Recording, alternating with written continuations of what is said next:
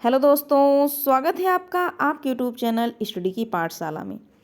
जैसा कि आप जानते हैं, डेली हिंदी व्याकरण के नाम से सीरीज चल रही है, जिसमें आपके साथ डिस्कस किया जाता है। विलोम शब्द हो गया, शुद्ध वर्तनी अनेक शब्दों के एक शब्द हो गया, तत्सम तद्भव हो गया, विशेष एवं विशेषण प्रायवाची शब्द डिस्कस किए जाते हैं। तो उसी के क्रम में बढ़ते हुए आइए आज की क्लास स्टार्ट करें।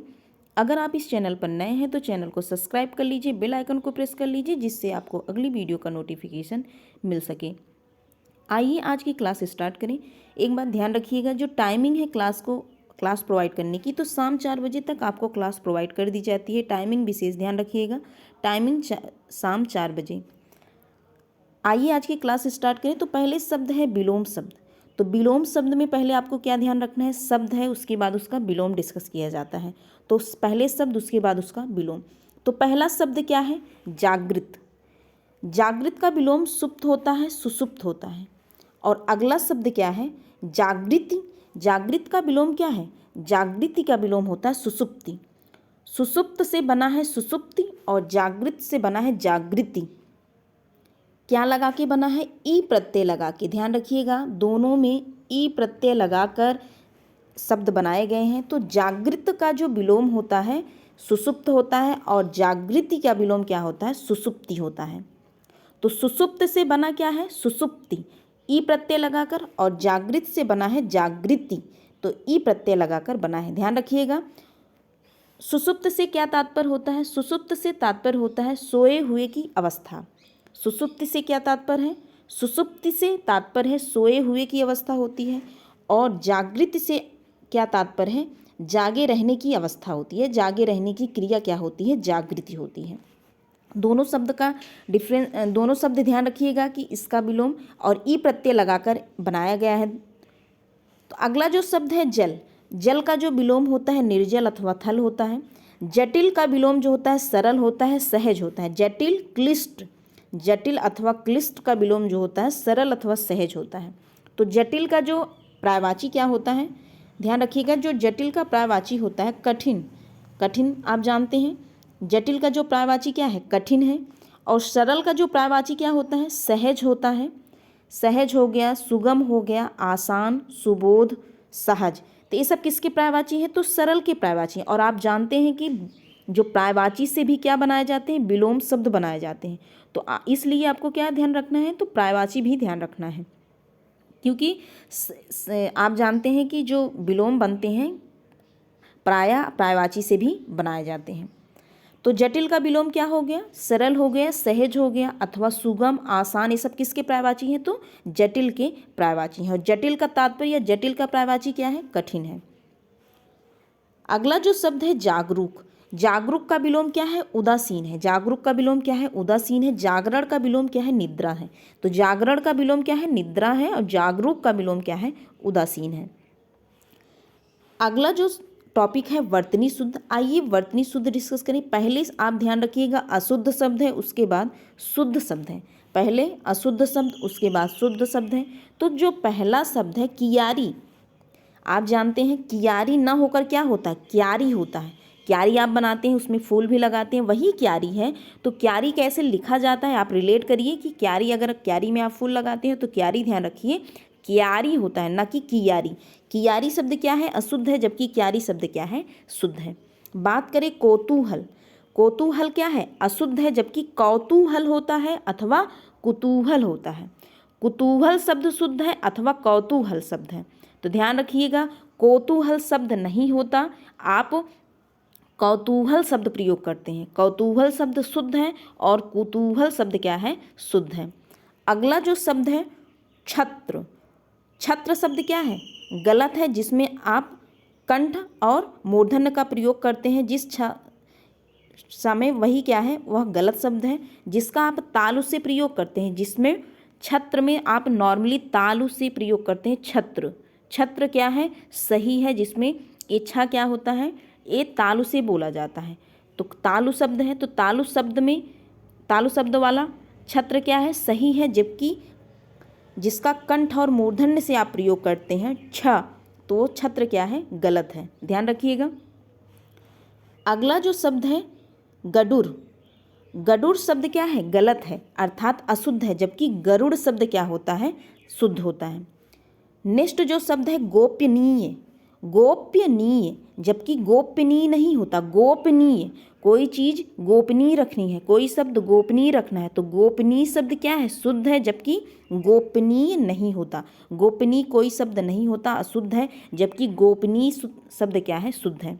बात करें गरिष्ठ, गरिष्ठ टा नहीं होता, गरिष्ठ ठा शब्द होता है, ध्यान रखिएगा। गरिष्ठ, गरिष्ठ शब्द क्या है, गलत है अर्थात अशुद्ध शब्द है, जबकि गरिष्ठ ठ शब्द का प्रोनाउंसिएशन ध्यान रखिए, गरिष्ठ, गरिष्ठ शब्द क्या है, शुद्ध है। एक बार फटाफट शुद्ध शब्द का जो शुद्ध शब्द है उसका रिवीजन करें फटाफट। तो शुद्ध शब्द में पहला शब्द क्या है, क्यारी, क्यारी शब्द क्या है, शुद्ध है। कौतूहल अथवा कुतूहल शब्द क्या है, शुद्ध है। छत्र जो नॉर्मली आप तालु से बोलते हैं वह छत्र क्या है, शुद्ध है। अगला जो शब्द है गरुड़, गरुड़ से आप सभी जानते हैं, तो गरुड़ शब्द ध्यान रखिए कैसे लिखा जाता है, तो ये शब्द क्या है, शुद्ध है। गोपनीय शब्द शुद्ध है, गोपनीय।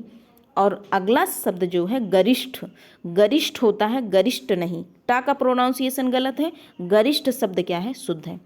नेक्स्ट जो टॉपिक है अनेक शब्दों के एक शब्द, नेक्स्ट जो टॉपिक क्या है, अनेक शब्दों के एक शब्द। आइए फटाफट अनेक शब्दों के एक शब्द डिस्कस करें। गगनचुंबी, गगन का तात्पर्य किससे है, आकाश से है, तो वही गगन अर्थात आकाश को चूमने वाला क्या कहलाएगा, गगनचुंबी। अगला जो शब्द है आगत पतिका, आगत पतिका, आगत आप किसे जानते हैं, आगत का तात्पर्य क्या होता, आया हुआ, आया हुआ, जो आया हुआ हो वही आगत होता है। आगत पतिका, पति तो वह स्त्री जिसका पति परदेश से लौटा हो, आया हुआ। तो आगत का तात्पर्य ध्यान रखिएगा, आगत का तात्पर्य क्या है, लौटा हुआ या आया हुआ। तो पति का पति हो गया, तो वह स्त्री जिसका पति परदेश से लौटा हो वही क्या कहलाएगा, आगत पतिका। तो आगत का तात्पर्य आपने क्या जाना, आया हुआ या लौटा हुआ। वह स्त्री जिसका पति परदेश से लौटा हो वही क्या होगा, आगत पतिका। अगला शब्द क्या है, आस्तिक, आस्तिक आप जानते हैं जो ईश्वर को मानता हो वही आस्तिक है, जो ईश्वर को नहीं मानता हो क्या है, नास्तिक है। लेकिन जो ईश्वर को मानता है क्या कहलाएगा, आस्तिक कहलाएगा। अगला जो शब्द है अगोचर अथवा अतीन्द्रिय, अतीन्द्रिय क्या है, तो अतीन्द्रिय ध्यान रखिएगा, एक क्वेश्चन पूछा गया है। तो अतीन्द्रिय क्या है, जो इंद्रियों द्वारा ना जाना जा सके, ध्यान रखिएगा पहले भी डिस्कस किया जा चुका है, लेकिन इंद्रियजित या जितेंद्रिय के साथ आया था, इसलिए दोनों एक साथ आपको लिए गए, जिससे आपको डिफरेंस पता चले क्या अंतर है इसमें, इसलिए एक साथ डिस्कस किए जा रहे हैं। तो अतीन्द्रिय क्या है, जो इंद्रियों के द्वारा ना जाना जा सके वही क्या है, अतीन्द्रिय है। जबकि जितेंद्रिय क्या है, इंद्रियों को वश में रखने वाला अथवा जो इंद्रियों पर विजय प्राप्त कर चुका हो उसे जितेंद्रिय कहा जाता है। जितेंद्रिय अथवा इंद्रिय, इंद्रियजित, इंद्रियजित क्या है अथवा जितेंद्रिय क्या है, जो इंद्रियों को वश में रखने वाला हो अथवा जो इंद्रियों पर विजय प्राप्त कर चुका हो वही जितेंद्रिय है। जबकि अतीन्द्रिय क्या है, जिसे आप इंद्रियों के द्वारा नहीं जान सकते या इंद्रियों के द्वारा नहीं जाना जा सकता, वही क्या है, अतीन्द्रिय है। अगला जो शब्द है इसिप्त, इसिप्त क्या है, जिसकी इप्सा या इच्छा की गई हो वही क्या है, इसिप्त है। अब आप ध्यान रखिए जो इप्सा शब्द प्रयोग किया गया, इप्सा शब्द ध्यान रखिएगा इच्छा का पर्यायवाची है। अब आप देखिए इसमें भी पर्यायवाची शब्द का प्रयोग किया जा रहा है अनेक शब्दों के एक शब्द में। तो इच्छा का पर्यायवाची आपके साथ डिस्कस किया जा चुका है। तो इच्छा का जो पर्यायवाची क्या है, इप्सा है, ध्यान रखिएगा। अगर आपको जिसकी इप्सा की गई हो दे दिया जाए, इच्छा ना दिया जाए, तो आपको ध्यान क्या रखना है कि ये इच्छा का पर्यायवाची है, वही इसिप्त है। जिसकी इप्सा अथवा इच्छा की गई हो वही क्या है, इसिप्त है। उपर्युक्त, उपर्युक्त शब्द का तात्पर्य क्या है, जो ऊपर कहा गया हो वही उपर्युक्त। अभी कल परसों की क्लास में आपके साथ डिस्कस किया गया था, यही शब्द क्या है, यही शब्द शुद्ध है, ध्यान रखिएगा। व्याकरण की दृष्टि से शुद्ध शब्द क्या है, उपर्युक्त। उपरोक्त शब्द आप जानते हैं, उपरोक्त,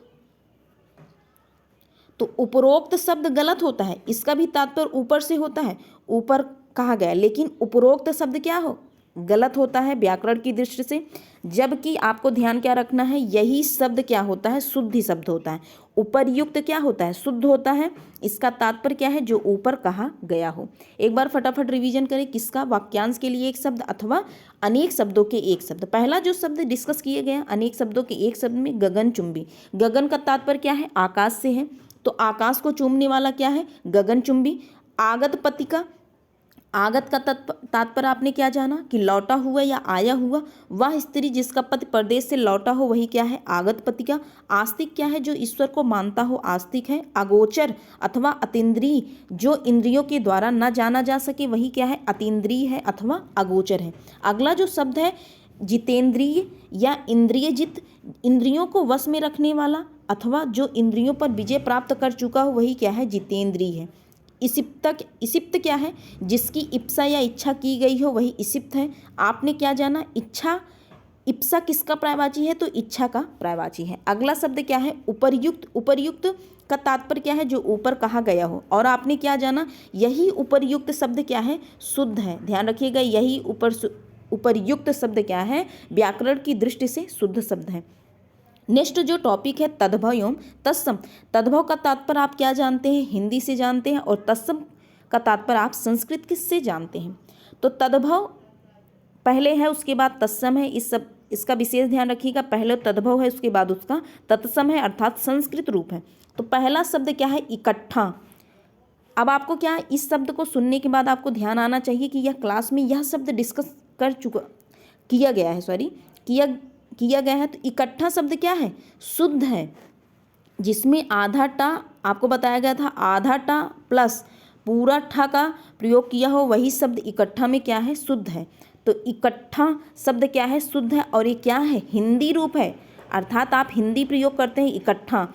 तो इसका जो संस्कृत रूप है एकत्र है। ध्यान रखिएगा, इसका संस्कृत रूप क्या है, एकत्र है। किसका, इकट्ठा शब्द का संस्कृत रूप क्या है, अर्थात तत्सम रूप क्या है, एकत्र है। जबकि इसका हिंदी रूप अथवा तद्भव रूप क्या है, इकट्ठा है। और यह व्याकरण की दृष्टि से शुद्ध शब्द है। यहाँ आपको ये भी ध्यान रखना है, यह शब्द क्या है, व्याकरण की दृष्टि से शुद्ध शब्द है। अब बात करें इस शब्द का जो तत्सम क्या है, एतस्य। इस शब्द का तत्सम क्या है, एतस्य है। इतवार, रविवार आता है, आप जानते हैं रविवार, वही रविवार है, आप उसको हिंदी में इतवार के नाम से, हिंदी इतवार भी प्रयोग किया जाता है। तो ये क्या है, तद्भव अर्थात हिंदी रूप है इतवार, जबकि इसका तत्सम रूप क्या है, आदित्यवार। ध्यान रखिएगा, इतवार का जो तत्सम रूप क्या है, आदित्यवार होता है। अगला जो शब्द है क्या है, ईंधन। ईंधन शब्द का जो तत्सम रूप क्या होता है, ईंधन। तो यहाँ ना का जो आप देखेंगे बिंदी भी लगी है और इसमें बिंदी नहीं लगी, इसका डिफरेंस यही है। ईंधन शब्द का जो तत्सम रूप ईंधन होता है, ईंधन, ये जिसका ना का प्रोनाउंसिएशन आप होता है, ध्यान रखिएगा, आधा ना लगा रहता है। इसमें जो बिंदी है, यही इसका डिफरेंस होता है, ईंधन अथवा ईंधन। तो ईंधन क्या है, तत्सम रूप है किसका, ईंधन का। ईंधन क्या है, तद्भव रूप है किसका, ईंधन का। अब बात करें अगला जो शब्द है ईख। ईख शब्द का जो तत्सम रूप इच्छु होता है। ईख आप जानते हैं, जिसे आप गन्ना भी जानते हैं। तो गन्ना क्या है, गन्ना का हिंदी रूप ईख है, जबकि इसका संस्कृत रूप क्या है, इच्छु है। ध्यान रखिएगा, ईख अथवा इच्छु। अगला जो शब्द है ईर्षा। ईर्षा शब्द, ईर्षा क्या है, हिंदी रूप है, जबकि ईर्ष्या क्या है, संस्कृत रूप है। ध्यान रखिएगा, तत्सम है, संस्कृत रूप ईर्ष्या है, तत्सम है, जबकि ईर्षा क्या है, हिंदी रूप है, अर्थात तद्भव है। अगला जो टॉपिक है विशेष एवं विशेषण। आइए विशेष एवं विशेषण। विशेष का अर्थ आप क्या जानते हैं, तात्पर्य क्या है, संज्ञा से है, जबकि विशेषण क्या है, विशेषता बताता है। तो पहला शब्द इसमें क्या है, अनुवाद। अनुवाद शब्द का जो विशेषण होता है, अनुवादित, आप अनुवाद करते हैं, अथवा अनुदित। अनुदित किसका विशेषण है, तो अनुवाद का है। अनुवाद आप इंग्लिश में भी करते हैं, संस्कृत में भी करते हैं। तो आपको ध्यान रखना है, अनुवाद शब्द क्या है, संज्ञा है, जबकि विशेष्य है, और अनुवादित अथवा अनुदित क्या है, विशेषण है। अगला जो शब्द है अनीति। अनीति क्या है, विशेष्य है, जबकि अनैतिक क्या है, विशेषण है किसका, अनैतिक किसका विशेषण है, अनीति का। अगला शब्द क्या है, आत्मा। आत्मा शब्द का जो विशेषण होता है आत्मीय अथवा आत्मिक होता है। अगला शब्द है आराधना। आराधना शब्द का जो विशेषण होता है आराध्य। आराधना शब्द का विशेषण क्या है, आराध्य है। अगला शब्द है आकाश। आकाश आप देखते हैं तो आकाश शब्द का विशेषण क्या है, आकाशीय। आकाशीय पिंड आप सुने होंगे, तो वहाँ जो आकाशीय पिंड आप प्रयोग करते हैं वो शब्द विशेषण है क्या, आकाश का विशेषण, आकाशीय पिंड आप सुनते होंगे।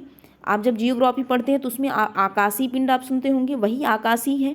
वही आकाशीय क्या आप विशेषता बताते हैं, विशेषता बताते हैं, आकाशीय शब्द का प्रयोग करते, किसका, आकाश का। विशेषण क्या है, आकाशीय। आराधना शब्द, आराधना आप करते हैं तो आराध्य की आप आराधना करते हैं, ये शब्द आपके साथ पहले भी डिस्कस कर दिया गया है। तो आराध्य क्या है, आराध्य शब्द क्या है, विशेषण है, जबकि आराधना क्या है, विशेष है, किसका, विशेष आराध्य का। अगला शब्द क्या है, आत्मा। सबके अंदर आत्मा है, वही आत्मा है। आत्मा शब्द क्या है, संज्ञा है, जबकि इसका विशेषण क्या है, आत्मिक है अथवा आत्मीय है। अगला शब्द अनीति है, अनैतिक आप जानते हैं, तो अनैतिक शब्द ध्यान रखिए विशेषण है किसका, अनीति का। अगला शब्द क्या है, अनुवाद। आप अनुवाद हिंदी में संस्कृत में और इंग्लिश में करते हैं तो उसी से आपको रिलेट करना है। यही अनुवाद क्या है, संज्ञा है, जिसका हम ट्रांसलेट करते हैं।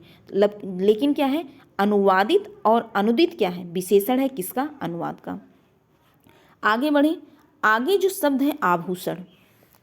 आभूषण शब्द का जो विशेषण होता है आभूषित। आभूषण शब्द अगर आप सुन रहे हैं तो आभूषण शब्द से आपको ध्यान रखना चाहिए, ध्यान होना चाहिए कि पिछली क्लास में आपके साथ यह आभूषण शब्द डिस्कस किया गया है। तो आभूषण शब्द आपको याद दिला दें कि ये आभूषण शब्द क्या है, जो आभूषण है यह तत्सम शब्द है। ध्यान रखिएगा, यह शब्द तत्सम है और इसका जो तद्भव क्या होता है, आभूषण होता है। इसका तद्भव क्या होता है, आभूषण होता है। ध्यान रखिएगा, आभूषण शब्द क्या है, तत्सम है, और आभूषण ना का प्रयोग जिसमें हुआ क्या है, ए तद्भव है। और आपने यहाँ क्या जाना कि इसका आभूषण का क्या होता है, विशेषण आभूषित होता है। क्या, आभूषित किसका विशेषण है, तो आभूषण का। आपने यहाँ दो चीज़ जाना, पहला शब्द क्या जाना, पहला आपने जाना आभूषण शब्द तत्सम है और इसका विशेषण क्या है, दूसरा आपने जाना आभूषित है। नेक्स्ट जो टॉपिक है पर्यायवाची शब्द। आज एक ही पर्यायवाची शब्द आपके साथ डिस्कस किए जाएंगे, गंगा का पर्यायवाची। गंगा आप सभी जानते हैं, गंगा का प्रयोग भी करते हैं, गंगा का जल भी चाहते हैं, तो वही गंगा है। तो गंगा शब्द, रोज जल पीते हैं तो वही गंगा। गंगा एक क्या है, पवित्र नदी। तो गंगा शब्द जब प्रयोग करें आप तुरंत आपके माइंड में क्लिक करना चाहिए कि अच्छा गंगा का शब्द या गंगा शब्द का पर्यायवाची हमने देखा था, तो क्या क्या होता है गंगा शब्द का पर्यायवाची। तो आइए डिस्कस करें गंगा शब्द का पर्यायवाची। जहन्वी हो गया, जो पहला शब्द क्या है, जहन्वी। गंगा का पर्यायवाची देव नदी, सुर सरिता, सुर सरिता, सुर सरी, सुर धुनि, भागीरथी आप जानते हैं, मंदाकिनी, देवापागा, विष्णुपगा, विष्णुपदी, त्रिपथगा, अमर तरंगिनी, ध्रुवनंदा, नदीश्वरी। किसका पर्यायवाची है, तो गंगा का पर्यायवाची। आपने क्या जाना, जहन्वी जाना, जहन्वी, देव नदी, सुर सरिता। आपको कैसा लिखा मिलेगा जहन्वी, तो ध्यान रखिए जो ये हा है, हा में ही ना रहेगा, हा में ही ना रहेगा, ऐसे आपको जहन्वी लिखा मिलेगा, जहन्वी। तो ध्यान रखिएगा हा में ही ना है, तो जहन्वी हो गया। देव नदी, सुर सरिता, सुर सरिता, सुर सरी, सुर धुनि, भागीरथी, मंदाकिनी, देवपागा, विष्णुपगा, विष्णुपदी, विष्णुपगा और विष्णुपदी, त्रिपथगा, अमर तरंगिनी, अमर तरंगिनी, ध्रुवनंदा और नदीश्वरी। किसका पर्यायवाची है, तो गंगा का पर्यायवाची है। किसका पर्यायवाची है, तो गंगा का पर्यायवाची। एक बार फिर से आपके साथ रिपीट किया जाए, गंगा का पर्यायवाची जहन्वी, देव नदी, सुर सरिता, सुर सरी, सुर धुनि, भागीरथी, मंदाकिनी, भागीरथी, मंदाकिनी, देवपागा, देवपागा हो गया, विष्णुपगा, विष्णुपदी त्रिपथगा अमरतरंगिनी ध्रुवनंदा नदीश्वरी। लास्ट में क्या है? ध्रुवनंदा नदीश्वरी है। शुरुआती किससे? आप शुरुआत किससे कर रहे हैं? गंगा का प्राचीन जहन्वी, देवनदी, सुरसरिता। सुरसरिता और सुरसरी और सुरधुनी एक साथ आपको ध्यान रखना है। कैसे? सुरसरिता, सुरसरी, सुरधुनी एक साथ, और भागीरथी, मंदाकिनी एक साथ आपको ध्यान रखना है। देवपागा, विष्णुपगा, विष्णुपदी, त्रिपथगा एक साथ आपको ध्यान रखना है। अमर तरंगिनी अलग है, अलग शब्द ध्यान रखिएगा, और ध्रुवनंदा नदीश्वरी लास्ट में आपने याद किया। अब फिर से एक बार रिवाइज करिए। सबसे पहले आपने किससे शुरुआत किया? गंगा का। तो गंगा का जो आपने शुरुआत किया जहन्वी से शुरुआत किया। उसके बाद आपने क्या कहा? देवनदी। जहन्वी, देवनदी शुरुआत से। बीच में आपने क्या देखा? सुरसरिता, सुरसरी और सुरधुनी देखा। और लास्ट में आपने क्या देखा? लास्ट में आपने ध्रुवनंदा नदीश्वरी और अमरतरंगिनी देखा। फिर उसके बाद बीच में आपने क्या देखा? एक साथ भागीरथी, मंदाकिनी देखा। फिर बीच में क्या देखा आपने? देवपागा, विष्णुपगा, विष्णुपदी, त्रिपथगा। अब आपके दिमाग में सेट हो गया कि सबसे पहले आपने गंगा का प्रावाची में क्या देखा? गंगा का प्रावाची में आपने देखा सबसे शुरुआत में तो जहन्वी, देवनदी देखा। लास्ट में आपने क्या देखा? ध्रुवनंदा देखा और नदीश्वरी देखा और अमर तरंगिनी देखा। फिर बीच में आपने क्या देखा था? बीच में आपने भागीरथी, मंदाकिनी देखा। और इसके पहले आपने क्या देखा था? भागीरथी और मंदाकिनी के पहले आपने क्या देखा? सुरसरिता देखा, सुरसरी और सुरधुन देखा। फिर भागीरथी और मंदाकिनी के बाद में क्या देखा आपने? देवपागा देखा, विष्णुपगा देखा, विष्णुपदी देखा और त्रिपथगा देखा। आई होप आपको ध्यान आ गया। गंगा का प्रायवाची शुरुआत में अगर आपसे पूछे शुरुआत में आपने क्या देखा, तुरंत माइंड में क्लिक करिए। शुरुआत में आपने जहन्वी और देवनदी देखा, ठीक है। फिर गंगा का प्रायवाची लास्ट में आपने क्या देखा? अमर तरंगिनी, ध्रुवनंदा और नदीश्वरी देखा। अब बात करें बीच में आपने क्या देखा? बीच में आपने भागीरथी, मंदाकिनी देखा। अगर आप आपसे क्वेश्चन करें कि भागीरथी, मंदाकिनी के पहले आपने क्या देखा था गंगा का प्रायवाची में, तो आपने सुरसरिता, सुरसरी और सुरधुनी देखा था। अगर आप आपसे क्वेश्चन करें कि भागीरथी, मंदाकिनी के बाद में आपने क्या कौन सा प्रायवाची देखा था, तो आपने देवपागा, विष्णुपगा, विष्णुपदी, त्रिपथगा। आई होप आपके दिमाग में अब सेट हो गया होगा कि गंगा का प्रायवाची। एक बार आप रिवाइज कर लीजिए खुद से। आज के लिए बस इतना ही। अगर आपको वीडियो पसंद आए और कंटेंट पसंद आता हो please like, share and subscribe to my channel. मिलते हैं नेक्स्ट वीडियो में। आज के लिए बस इतना ही। Thank you.